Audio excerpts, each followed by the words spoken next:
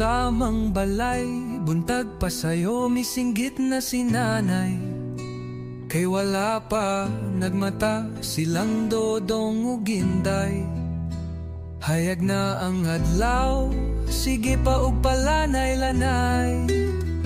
Ay pastilan na unsa na baning mga bata nung karon, mumataraman ug mukaon, wala ba mo malipong?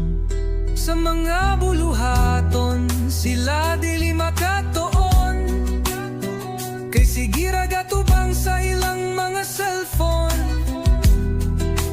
Dili na halos pagkatabang sa ilang ginikanan.